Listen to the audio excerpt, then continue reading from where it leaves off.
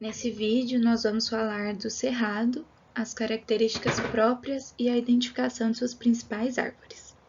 O cerrado é um dos principais biomas brasileiros, é considerada a savana com a maior biodiversidade do mundo. Nele existem 11.627 plantas nativas descobertas até o momento, sendo que 4.400 dessas são endêmicas, ou seja, só existem no cerrado. O cerrado abrange um território de 204 milhões de hectares e ocupa parte de Minas Gerais, Tocantins, Goiás, Distrito Federal, Maranhão, Mato Grosso do Sul, Bahia, extremo norte do Pará, uma faixa de São Paulo e um pequeno pedaço superior no Paraná. O cerrado pode ser subdividido em dois estrados. O estrado lenhoso, que é constituído por árvores longas e arbustos, troncos grossos e tortuosos e raízes longas de até 15 metros. Já o estrado herbáceo é constituído por ervas e subarbustos, raízes curtas, e essas árvores pequenas e arbustos e ervas secam na época da seca, característica que o estrado lenhoso não possui. Uma das principais características do cerrado são as cascas grossas e duras.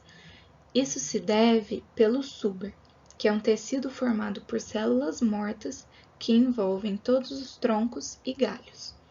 Isso é uma adaptação das árvores do cerrado para se proteger contra o fogo, que na época da seca é comum no bioma. As folhas são cobertas por pelos. Esses pelos ajudam a diminuir a perda de água e previne contra a herbivoria. Previne que os animais herbívoros comam grande parte da copa das árvores e as folhas mais baixas dos arbustos. A temperatura média anual é de 18 a 23 graus Celsius, porém na época da seca, a temperatura pode subir até 40 graus Celsius. 80% das chuvas ocorre de setembro a abril, e o cerrado é considerado o berço das águas do Brasil. Isso porque ele é banhado pelas bacias do São Francisco, do Tocantins e a Bacia da Prata. Cerrado é constituído por uma vegetação rasteira e baixa, isso é, gramíneas e arbóreas, que correspondem a arbustos e pequenas árvores, que podem chegar a até 20 metros.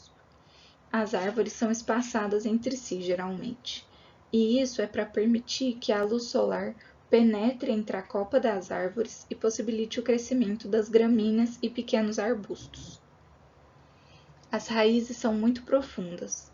Como vimos no estrado lenhoso, as raízes podem chegar até 15 metros. E isso foi uma evolução das árvores, das raízes, para que durante a seca elas possam buscar água em maiores distâncias. O cerrado possui duas estações bem definidas, que é o inverno, que é frio e seco, e o verão, que é quente e chuvoso. O cerrado é conhecido pelos troncos retorcidos de suas árvores, e isso é uma evolução, uma adaptação da árvore por resultado do fogo das queimadas. O fogo ocorre devido a descargas elétricas naturais, muito comuns da região do cerrado, e ele geralmente queima a gema apical da árvore. A gema apical é responsável pelo crescimento vertical, ou seja, pelo crescimento para cima da árvore. E como essa gema é queimada, a árvore não consegue mais subir. Mas o suber, que é o tecido formado por células mortas, como envolve o tronco e os galhos, protege a árvore. Então, ele mantém as gemas axilares, que é o que permite o crescimento horizontal das árvores. E por isso, mesmo após queimadas, a árvore ainda consegue crescer para os lados. O processo de queimada é considerado um processo contínuo, e a morte das gemas fazem com que os galhos ganhem uma sequência de curvas. Como a gema axilar é a que se mantém e permite o crescimento das árvores horizontalmente, os galhos vão vão se formando em uma sequência de curvas retorcidas. Então, eles ficam tortos, porque cada gema axilar permite, em um momento diferente, um crescimento para cada lado. O cerrado, principalmente em matas fechadas, o cerradão, possui animais e árvores simbólicas, ou seja, animais muito característicos. Entre eles está o tamanduá-bandeira, o lobo-guará, a ema e a siriema. Já as árvores, temos como característica do cerrado o piqui, que é uma árvore protegida contra o desmatamento pela legislação. A muda de piqui tem um valor muito elevado e recentemente têm sido feitos vários estudos quanto às características nutricionais muito importantes do piqui. Outra árvore característica é o baru, que é uma árvore que possui as castanhas, que dão as castanhas, e ela forma uma boa sombra para o gado. A castanha de baru também é comercializada. Esse foi o nosso vídeo. Aqui tem a bibliografia com as fontes de onde encontramos as informações.